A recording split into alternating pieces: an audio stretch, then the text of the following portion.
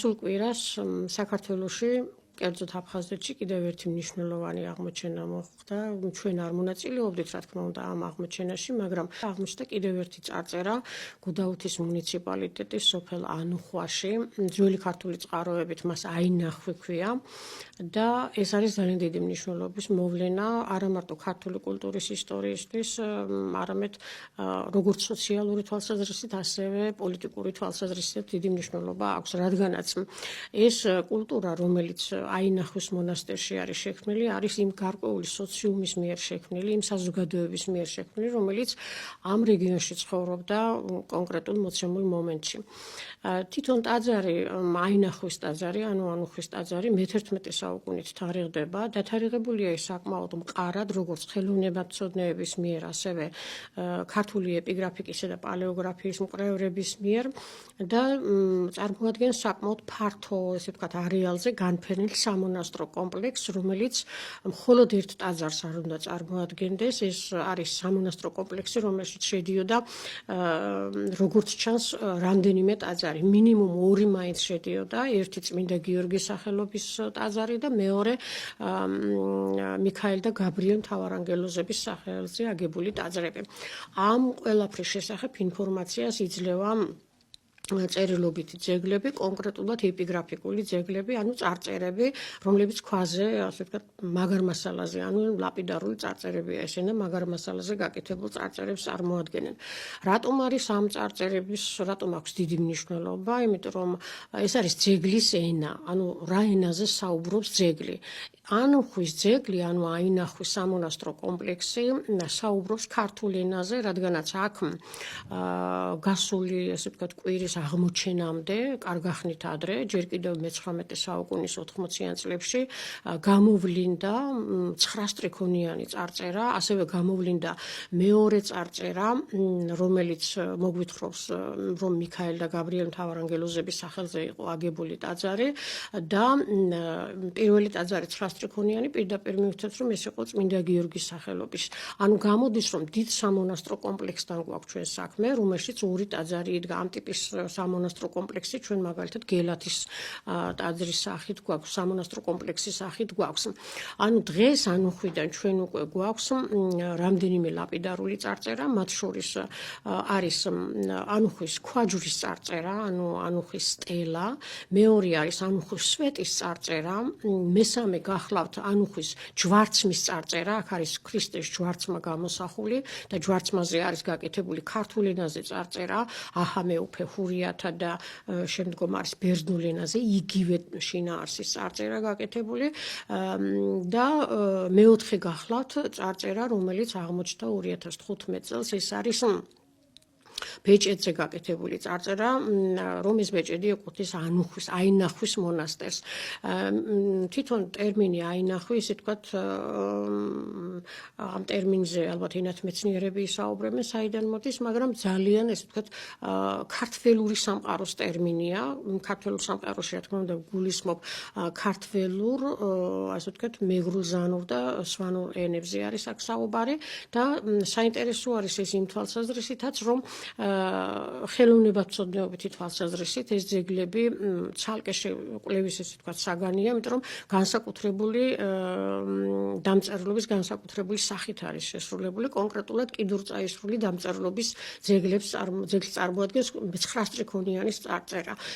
9 სტრიქონიანი წარწერის ხელოვნებითი დამწერლობით შექმნა ცოტა რთული საქმეა. ეს ორხაზოვან საწერ-ბადეში მზის მკაცრად ეს კიდურწაისრული დამწერლობის ძეგლები და კიდურებზე ისრები არის დამატებული, რაც იმაზე მიუთითებს, რომ ოსტატს, ქვის კალიგრაფს საკმაოდ დრო ჰქონდა იმისათვის, რომ ამ ტიპის ხელოვნების ძეგლი შეექმნა. ანუ ამ შემთხვევაში ჩვენ მარტო დამწერლობის ძეგლთან კი არა გვაქვს საქმე, ანუ საქმე გვაქვს ხელოვნების ძეგლთან. ამავე დროს და ეს ხელოვნების ძეგლი არ არის მარტო ტაძარი, ხო?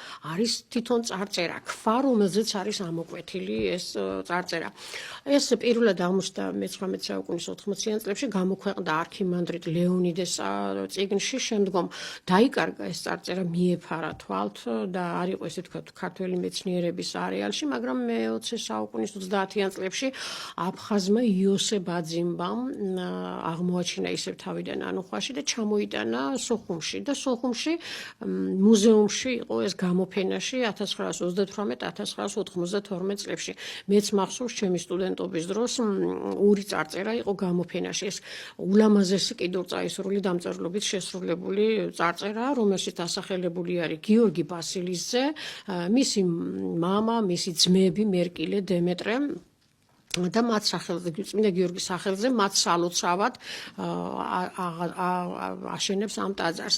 რაც შეეხება, ესე ვთქვათ, წმინდა მიქაელ და გაბრიელ თავარანგელოზების სახელზე აგებულ და ამ წარწერას ეს აღმოჩნდა მოგვიანებით და ეს წარწერა არის სვეტზე, მრგვალ სვეტზე, ირგვლივ შემოუყვება და აწერია წმინდა გაბრიელ და მიქაელ თავარანგელოზები, რაც იმაზე მიუთითებს, რომ მეორე ტაძარი აუცილებლად უნდა ყოფილიყო აქ წმინდა მიქაელ და გაბრიელ თავარანგელოზების სახელზე აგებული.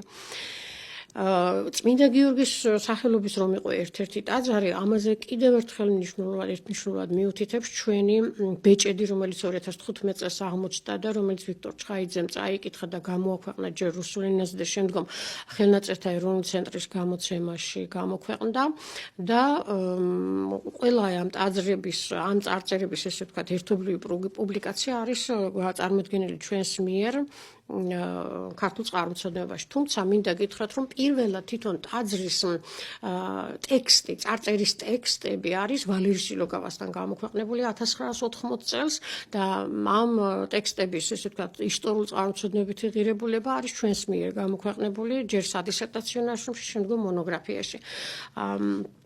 ეს წარწერები, ეს კონკრეტულად ბოლოს აღმოჩენილი წარწერა მიუთითებს იმაზე, რომ აქ დიდი საეკლესიო ცენტრი იყო. საერთოდ მინდა გითხრათ, რომ ჩვენი ყოფნის დროსაც მე-20 საუკუნის 80-იან წლებში უკვე ჩანდა, რომ ანუხვის მონასტრის ადგილზე, ანუხვის, ესე ვთქვათ, რეგიონში დიდი სამონასტრო ცენტრი იყო, იმიტომ ძალიან ბევრი ძველი, ესე ვთქვათ, კულტურული ნაშთი ჩანდა, საეკლესიო თვალსაზრისით ჩანდა აგრეთვე გარეთა ყორე აი ამ ძეგლის, ანუ ესე იგი საუბარი არის თავდაცვით ზღუდეზე, რომელიც საეკლესიო ცენტრებს აქვს ხოლმე და ერთმანეთისაგან დაშორებული, ესე ვთქვათ, მოშორებით ერთმანეთისაგან საეკლესიო ნანგრევები. ეს მიუთითებს იმაზე, რომ აი აქ დიდი სამონასტრო ცენტრი იყო. ახლა ერთი ტაძარი, სხვა არის და სამონასტრო ცენტრი უკვე იქ შიგნით მიმდინარეობს დიდი კულტურული საგანმანათლებლო საქმიანობა და ჩვენ არ ვიცით ჯერჯერობით აი ამ მონასტერთან დაკავშირებით რა დიდი საგანმანათლებლო საქმიანობა მიმდინარეობდა, მაგრამ კულტურული საქმიანობა ჩანს უკვე აი ამ წარწერებით. ეს 5 წარწერა საკმარისია უკვე იმისთვის, რომ ჩვენ ვისაუბროთ აი ამ მონასტრის დიდ კულტურულ, ესე ვთქვათ, მნიშვნელობაზე საქართველოს ისტორიაში, განსაკუთრებით მე-11 საუკუნის ისტორიაში.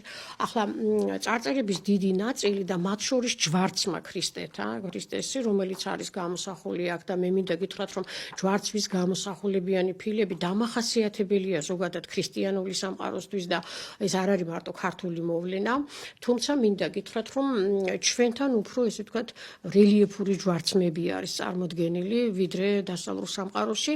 რელიეფური ჯვარცმები ჩვენ არაერთ მონასტერში გვაქვს, გარდა ამისა თვითონ ეს ანუხვის ქვაჯვარი, რომელზეც 9 სტრიქონიანი წარწერა არის ამოკვეთილი, აი ეს ქვაჯვარი არის ვაზისგან, მე თქვენ ალბათ აჩვენებთ მაყურებლებს ამას, ვაზი არის გამოსახული ზედ. ახლა ვაზი საქართველოში არის ქართული იდენტობის ერთ-ერთი მაჩვენებელი, ისევე როგორც გვინის ქვეყანა რომ ვართ, ახლა უკვე აღიარებული არის და ბუნებრივია, რომ ვაზის ფოთლების გამოსახვა, ვაზის თვითონ ყურძნის გამოსახვა და ასე შემდგომ ეს ყველაფერი არის ქართული ქრისტიანული კულტურისათვის და უფრო ადრე წარმართულ კულტურისთვისაც დამახასიათებელი მოვლენა იყო, როგორც ჩანს. ანუ ამას ღრმა და დიდი ფესვები აქვს იქ წინარე საუკუნეებიდან.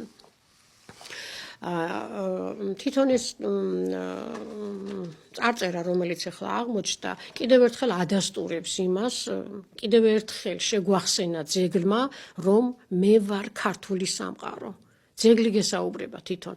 რატომ ვამბობთ, რომ ძეგლის ენა? ძალიან მნიშვნელოვანია ეს, რა ენაზე გესაუბრება ძეგლი. ხელოვნებაცოდნეები მაგალითად ტაძრებს სწავლობენ ხელოვნებაცოდნეობითი თვალსაზრისით, ჩვენ ეპიგრაფიკოსები და პალეოგრაფები ვსწავლოთ ენის თვალსაზრისით.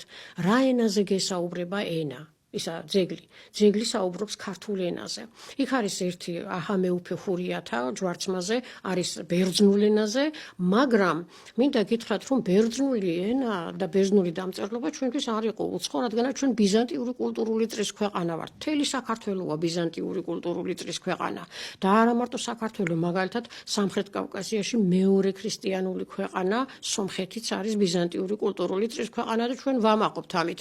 როგორც ჩვენზე მოახდინა ბიზანტიამ გავლენა კულტურული თვალსაზრისით და ისტორიული თვალსაზრისით, ასევე ჩვენც ვახდენდით იქ დიდ გავლენას, მაგალითად, ჩვენი უდიდესი მოღვაწე გიორგი მთაწმინდელი მოგეხსენებათ ბიზანტიაში მოღვაწეობდა და მან თავისი საქმიანობით არა მარტო ქართულ კულტურას, არამედ ბიზანტიურ კულტურასაც დაამჩნია თავისი კვალი და ხაზგასმით მინდა აღვნიშნოთ, რომ ის ფაქტი, რომ საქართველოში არა მარტო აფხაზეთში, არამედ საქართველოს ყველა კუთხეში მე-9 საუკუნემდე უამრავი ბერძნული წარწერებია და მოგვიანო პერიოდითაც და თქვენ ახლაც შეგიძლიათ ნახოთ ქართულ ტაძრებში ბერძნულ ენაზე განმარტებითი წარწერები. ეს არის, იმიტომ რომ ბიზანტიური კულტურული წრის ქვეყანა ვართ და ქრისტიანული, ესე ვთქვათ, თვალსაზრისით ჩვენ ბიზანტიურ კულტურას ვეკუთვნოდით, ხო?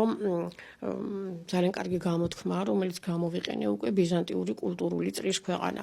შესაბამისად, ჩვენ არ გვირკვევს ის ფაქტი, რომ დაუშვათ აფხაზეთში ბერძნული წარწერები არის აღმოჩენილი, თუმცა ეს წარწერები გაცილებით ნაკლებია ქართული წარწერებზე.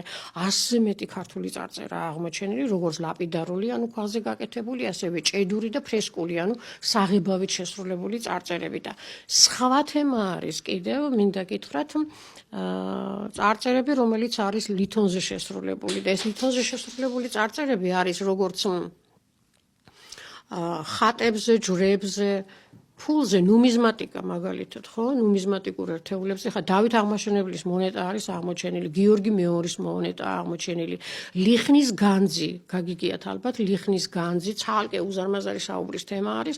ლიხნის განძში არის აღმოჩენილი ქართული მონეტები, ბაგრატ მეოთხის მონეტები და გიორგი მეორის მონეტები. იქ მართალია ბიზანტიური მონეტებიც არის, მაგრამ მე ვამბობ, ბიზანტიული მონეტები საქართველოში ყველგან არის ნაპოვნი, ხო? ისევე როგორც მაგალითად არაბთა ბატონობის პერიოდიდან ჩვენთან შემორჩენილი არის არაბული მონეტები და ასე შემდგომ.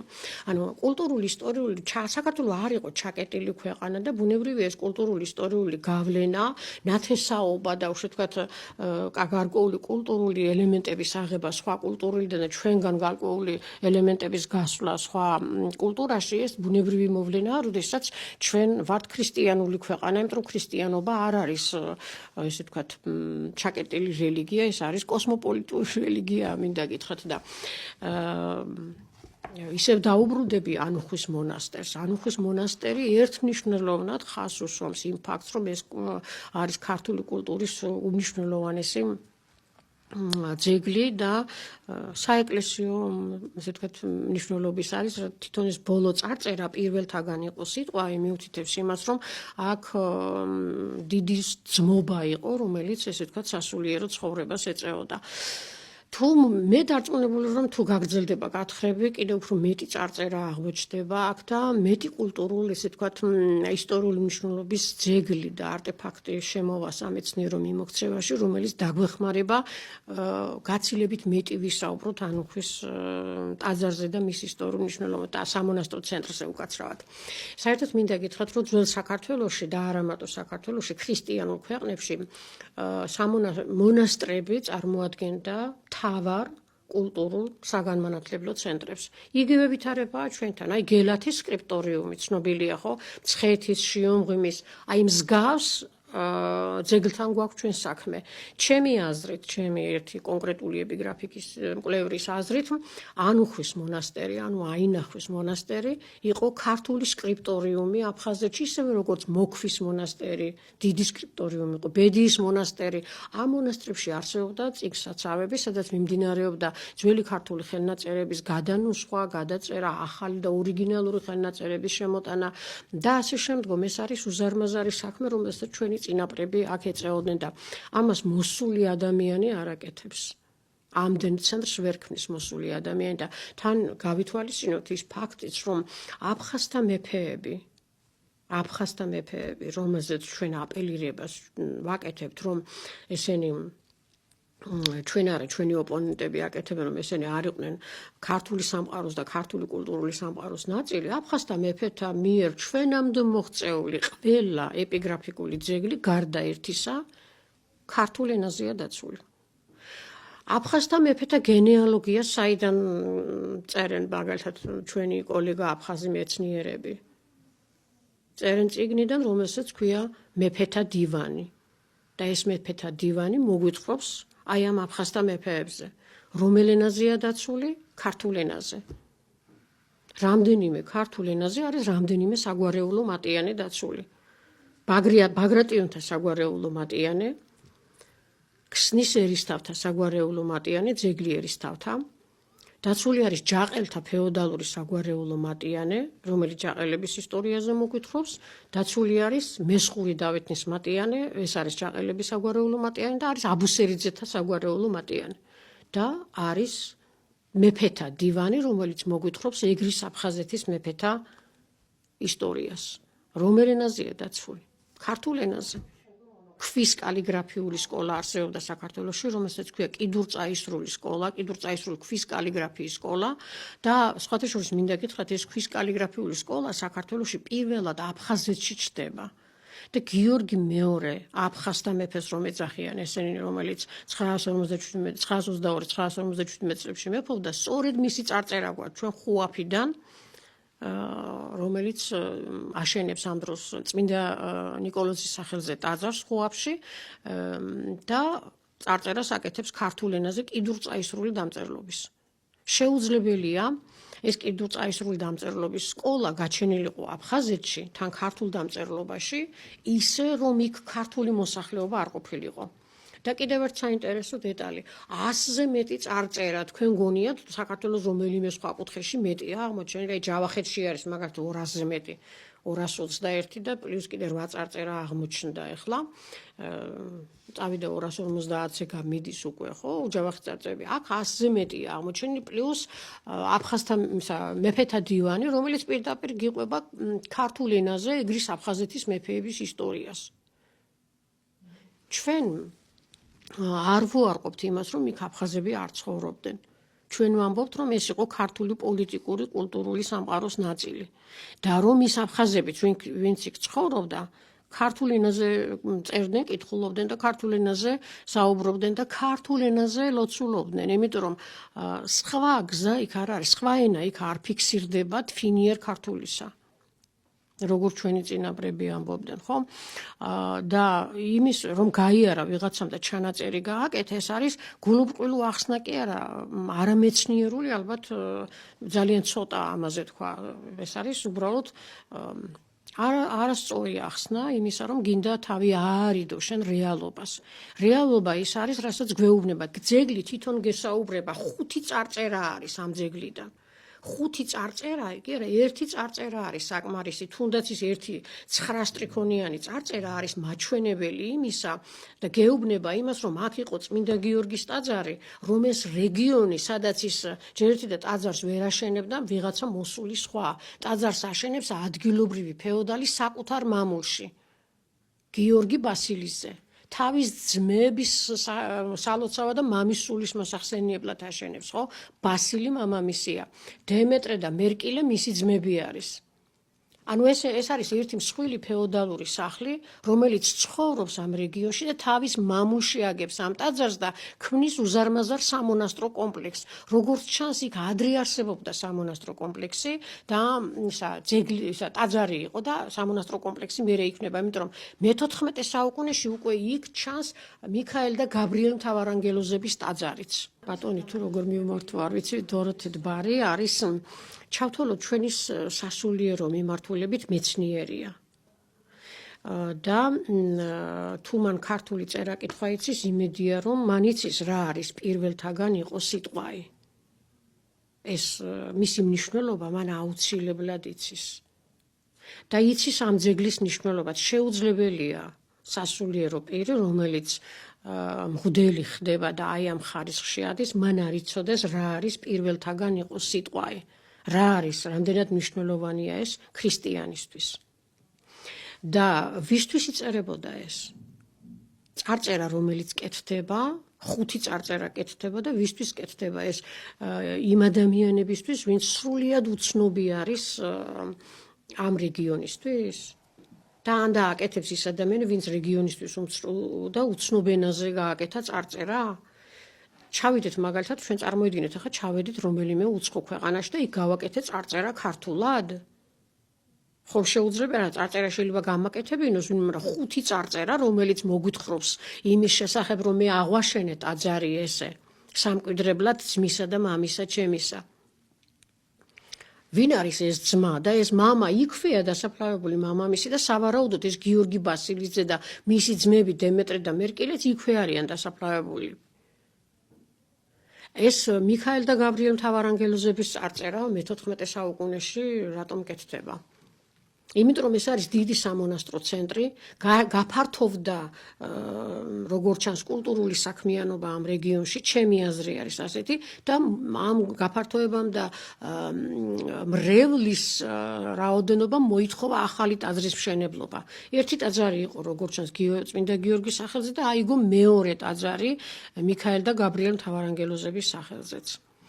ეს უკვე მიუთითებს იმაზე, რომ ძალიან დიდი გრანდიოზულ სამონასტრო ცენტრთან გვაქვს ჩვენ საქმე. მე მინდა გითხრათ, რომ თავის დროზე, როდესაც მე სტუდენტი ვიყავი და ვსწავლობდი აფხაზეთის სახელმწიფო უნივერსიტეტში და ვიპოვე, ნახეთ ეს ჩვენ ეს ძეგლი თავის დროზე დავათვალიერეთ ჩემს მეგობრებთან ერთად, მაშინვე ვიფიქრე, რომ აქა კარგი იქნებოდა არქეოლოგიური გათხრების ჩატარება. რატომ? იმიტომ რომ ჩვენ ვსწავლობდით უკვე ვიცოდით, რომ ეს ძველი ნაშთები, ძველი არტეფაქტები, რომელიც მიწის ზემოთ ჩანს, თუ ფართოდ არის, ესე ვთქვათ, განფენილი მიწაზე, ის მოითხოვს აუცილებლად არქეოლოგიურ გათხრას. მაშინვე ჩანდა, თან უკვე აღმოჩენილი იყო იქ 3 წარწერა, ხო? და ეს 3 წარწერა საკმარისი იყო იმისათვის, რომ იქ არქეოლოგიური გათხრები ჩატარებული იყო და კარგი იყო ეს თავის დროზე გაკეთებულიყო და ეს აღმოჩენები და შეიძლება მეტი აღმოჩენებიც მომხდარიყო აქ.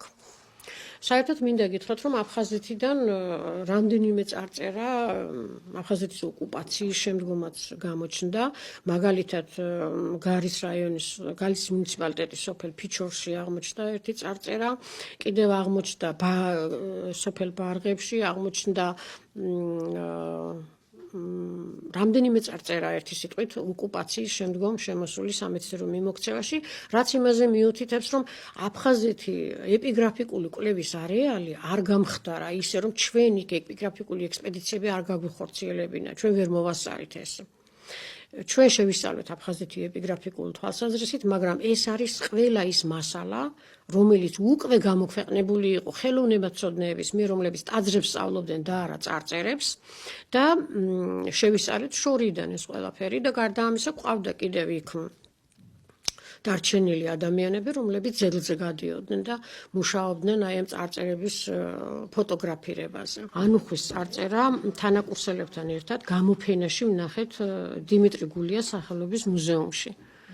და ჩვენ სპეციალურად დავეკითხეთ იქვე კურატორს, დარბაზს ხომ ყავს კურატორი, რა ენაზე არის ეს წარწერა თქო, რა თქმა უნდა რუსულად ვკითხეთ, იმიტომ რომ შიგნით ქართველი არავინ არ მუშაობდა მუზეუმში. და ესო არაბულ ენაზე არის. არა ჩვენ ხედავთ ახლა რომ ასომთავრულით არის და ჩვენ ასომთავრულს სწავლობდით უნივერსიტეტში, ცხონებული სოსო ადამიანი გვასწავლიდა და წარწერა არის ასომთავრულით. მოგვატყუა რომ ეს არის არაბულად შესრულებული წარწერა. დიახ, აი ამ ცხრასტრიქონიან წარწერაზეა საუბარი, მთელ სტელაზეა ესე გამოსახული და ქვა ჯვარს ვეძახი მაიას, იმიტომ რომ ჯვარიც არის გამოსახული და ამ ჯვარს თან ახლავს აყვავებული ვენახი. და არის, სხვადასხვა მე ვთქვი მგონი ჩვენს იმაში, რომ აი ვენახი არის საქართველოსთვის ბევრგან არის. წარმართულ ძეგლებშიც კი ხდება ჩვენ ვენახი, რატომ? იმიტომ რომ უძველესი დროიდან ვენახის კულტურა იყო გავრცელებული და ბუნებრივია რომ ჩვენთან ეს კულტურა არის. აუცილებლად მინდა ვთქვა, რამდენად კომპეტენტურია ეს ექსპედიცია, ეს საკითხი ისმის, რა თქმა უნდა, დონეთბარე უდავოდ განათლებული ადამიანია და მან იცის ამ ძეგლის მნიშვნელობა და ღირებულება, მაგრამ ის ფაქტი, რომ მან ამ ძეგლის, ანუხვის ძეგლის არქეოლოგურ გათხრებზე ერთი ქართველიც არ მიიწვია, ეს დიდ უხერხულობას იწვევს, ძალიან დიდ უხერხულობას. იმიტომ რომ პირველი ის რომ ამ წარწერას გამშიფრველი ჭირდებოდა აუცილებლად პროფესიონალ გამშიფრველზე არის საუბარი, რომელიც იმიტომ რომ წარწერების გაშიფრას არქეოგრაფიული აღწერილობას გაკეთება მოსდევს, ანუ მთელი ესე ვთქვათ ნაბიჯებია გადასადგმელი იმისათვის რომ ეს წარწერა სამეცნიერო მიმოქცევაში, აკადემიურ მიმოქცევაზეა საუბარი შემოვიდეს, ხო? ამისათვის საჭირო არის პალეოგრაფი. ამისათვის საჭირო არის თვითონ ძეგლის არქიტექტურული თვალსაზრისით შესწავლა და მე მეეჭვება რომ ეს მათ იცოდნენ, იმიტომ რომ ამის არ ცოდნამ ბაგრატის ფრესკის გაფუჭება გამოიწვია. გაერთიანებული საქართველოს პირველი მეფის, რომელზეც თვითონაც ამაყობენ და ძალიან დასანანია რომ ეს ფრესკა შელახული იქნა და დღეს ფაქტობრივად არ არსებობს. ცუდ მდგომარეობაშია. მე დარწმუნებული ვარ რომ ამ ძეგლზე სხვა წარწერაც აღმოჩნდა. ეხლა აქ ჩანს მარტო ერთი წარწერა. დარწმუნებული ვარ ჯერ კიდევ ჩემი სტუდენტობის დროს ვიყავი 90-იანი წლების დასაწყისში დარწმუნებული იმაში რომ აქ სხვა წარწერები უნდა აღმოჩენილიყო. სამი წარწერა ჩანდა მაშინ. მეოთხე 2015 წელს აღმოჩნდა, მეხუთე ახლა აღმოჩნდა. ჩანს რომ ეს არის დიდი კულტურული ძეგლი, სადაც ხდებოდა ხელნაწერების განახლება, სადაც დიდი ბიბლიოთეკაც იყო, როგორც ჩანს, ეს აუცილებლად გამოჩნდება სხვაგან, იმიტომ რომ კვალს დატოვებდა აუცილებლად და არქეოლოგიურმა გათხრებმა ყველაზე უკეთ უნდა დაადასტურონ ეს. დაცული არა ვართ, რა თქმა უნდა, იმიტომ რომ რეგიონი არის ოკუპირებული და აი მაგალითად ერთ-ერთი ისტორიკოსის პასუხი იმაზე რომ გამვლელმა გაიარა და ჩაიწერა რომელიღაც ენაზე, რომელიღაცა ენა არ იყო ეს იყო ადგილობრივი მოსახლეობის ენა, იმიტომ რომ ხუთი წარწერის დაფიქსირება ერთ კონკრეტულ პატარა არეალში მიუთითებს იმაზე, რომ ადგილობრივი მოსახლეობა საკუთარი თავის იდენტიფიკაციას ქართულ ენაზე, ქართული დამწერლობით აკეთებდა. არ გამოვრიცხავ ამას. არ გამოვრიცხავ, იმიტომ რომ არ მომხდარა ამ რეგიონის ეპიგრაფიკული ექსპედიცია აქ არ ჩატარებულა და ამან ეს მაეჭვებს ამაში, რომ აქ აუცილებლად უნდა იყოს დიდი აღმოჩენები, უნდა გაგრძელდეს. მე იმედი მაქვს, რომ დოროთეი დბარი, რომელიც სასულიერო წარმომადგენელი არის და ის უფლის წინაშე არის აუცილებლად პასუხისმგებელი და ჩვენ ყველა ქრისტიანები ვართ პირველ რიგში და ვემსახურებით ჩვენი ესე ვთქვათ სულიერი სამყარო იესო ქრისტესთან არის დაკავშირებული, თუ ეს ნამდვილად ასე თვლის თავის თავს, მან არ უნდა მიჩქმალოს ის ისტორია, რომელსაც ქართული ისტორია, ქართული კულტურის იდენტობა ჰქვია. მისი წინაპრები, დბარის წინაპრები, თუ ის თვლის, რომ იმ რეგიონიდან იყო, დბარის წინაპრები ქართულად წერდნენ, ქართულად კითხულობდნენ და ქართულად ლოცულობდნენ. ამის დამადასტურებელი არის აინახვის მონასტერი. და ამ ტიპის სამონასტრო, ესე ვთქვათ, სკრიპტორიუმები ჩვენ რამდენიმე გვაქვს აფხაზეთში. ლიხნის ტაძარი მაგალითად 17-ზე მეტი წარწერა არის აქ დაფიქსირებული. შეუძლებელია ერთ ტაძარზე 17 წარწერა იყოს. აი წებელდის პატარა რეგიონი მაგალითად 7 წარწერა ჩანს წებელდის რეგიონიდან. რაზე მიუთითებს ეს რომ რეგიონის მოსახლეობა რა ენაზე ლოცულობს, რა ენაზე აკეთებს საკუთარი თავის იდენტიფიკაციას. პირდაპირ ძეგლი გესაუბრება შენ იმ ენაზე, რომელ ენაზეც მისი ამგები საუბრობდა. მაგალითად, იგმავე გუდაუთის მუნიციპალიტეტში არის სიქხვას მთაზე აღმოჩენილი არის მონასტერი, ისა ტაძარი. აი ეს ტაძარი ამ ტაძარზე არის 48 წარწერა აღმოჩენილი კრამიტის კალიპტერებზე. თქვენ როგორ ფიქრობთ? 48 წარწერას. მართალია მსგავსი წარწერებია, მაგრამ ამ 48 წარწერას ვინ აკეთებს? არა ქართველი? იდენტობას არ აქვს მნიშვნელობა გენეტიკურად ვინ იყო ეს. იდენტობას ქართულ ენაზე აკეთებს ის მოსახლეობა, რომელიც იქ ცხოვრობდა. ქართულ ენაზე ლოცულობს, ქართულ ენაზე კითხულობს და ასე შემდგომ. არის აქ-იქ ბერძნული წარწერები, მაგრამ არა იმ რაოდენობით, რა რაოდენობითაც ქართული. პირდაპირ ძეგლი გესაუბრება, რომელი სამყაროს ნაწილია ის. რომელ კულტურას ეკუთვნის ეს? პირველი ის რომ ჩვენ გვაქვს საერთაშორისო პერკეტები და მინდა გითხრათ რომ თავის დროზე როდესაც ილორის ტაძრის შელახვა მოხდა და იცით რომ მისი ავთენტურობა დღეს დაკარგულია ილორის ტაძრის და იქაც 6 წარწერა იყო ილორის ტაძარზე, აქედან სრულად იკითხებოდა 5 წარწერა და ეს წარწერები დღეს გადათეთრებულია და აღარ არსებობს, მხოლოდ ერთი წარწერა შემდგომ შეთეთრება ჩამოიღეს ცოტა მხედრული წარწერიდან და საერთაშორისო დამკვირვებლებს განახეს, ჩვენ შეგვიძლია რომ აი ამ საერთაშორისო დამკვირვებლების ჩართულობა მოვითხოვოთ. თუმცა მინდა გითხრათ, რამდენადაც ეს რუსეთის მიერ არის ოკუპირებული, იქ ჩასვლა ვერ მოხერხდება. მაშინ, როდესაც 2011 წელს იყო ეს ამბავი, 2011 წელს ჩავიდა იქ საერთაშორისო დამკვირვებლები, ოღონდ რუსეთის კომიტეტის და ნახეს, რომ ნამდვილად შეთეთრებული იყო ეს და ანგარიშიც დადეს. მინდა გითხრათ, რომ პატიოსნად დადეს ანგარიში, რომ ნამდვილად შეთეთრებული იყო ეს მეცნიერები არიან და ბუნებრივია არ უღალატეს თავიანთ მეცნიერულ ჭეშმარიტებას.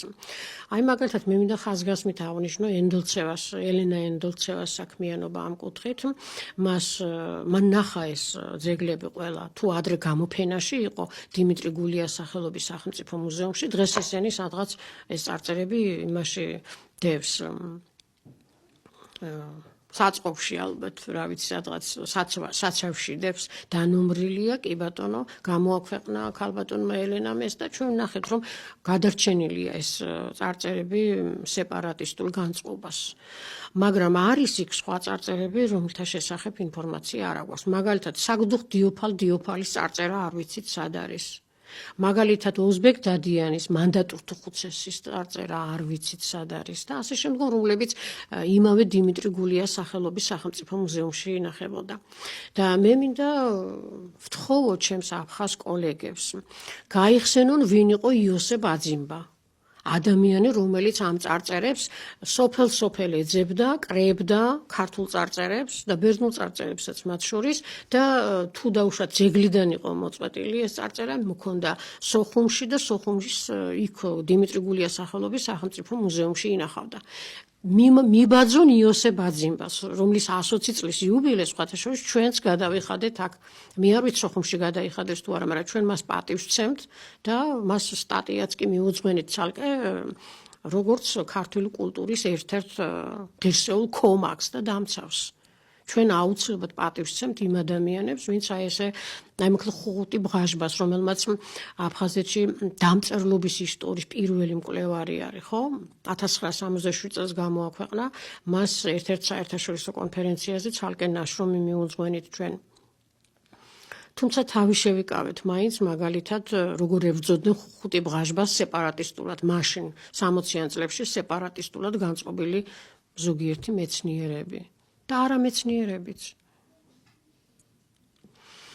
რა შემიძლია ვთქვა, ის რომ ეს ექსპედიცია ნამდვილად უკანონოა იმდენად, რამდენადაც უკანონოდ არის ოკუპირებული რეგიონი, საქართველოს საერთაშორისო იურისდიქცია ვერ ხორციელდება და საერთაშორისო დამკვირვებლებიც პირდაპირ ვერ შედიან, შეიძლება ესე ვთქვათ პოლიტიკური ისინი რაღაც საერთაშორისო ორგანიზაციები ჩადიოდნენ, მაგრამ აი ამ ძეგლზე ალბათ არ მიიყვანენ, იმიტომ რომ უნდათ რომ რაღაც თავიანთი ნარატივი შექმნან, ახალი ნარატივი. ეს ნარატივი უხერხულობას, უბრალოდ ძალიან დიდ უხერხულობას იქმნის. აი იყო ერთი რუსი სასულიერო მოღვაწე და ესე ვთქვათ ამ მიმართულებით პროფესორი, სასულიერო მიმართულებით, რომელიც ცხოვრობდა 2 წელი აფხაზეთში. და როდესაც ის წავიდა აფხაზეთიდან, მან თქვა, რომ მე ვერ ვხედავ სულიერ კავშირს თანამედროვე აფხაზებსა და იმ კულტურის ძეგლებს შორის, რომელიც აფხაზეთში დგას. სულიერ კავშირს ვერ ვხედავ მათ შორისო. და მე მინდა თეიდბარს ვთხოვო, რომ ეს კავშირი, რომელიც არსებობს ქართულ სამყაროსა და აი ამ კულტურულ ძეგლებს შორის ამ კავშირს ნუ გაწყვეტს, იმიტომ რომ ეს არის მათ თუ ის ფიქრობს, რომ მისი ფესვები იქ არის, ეს არის მისი ფესვები.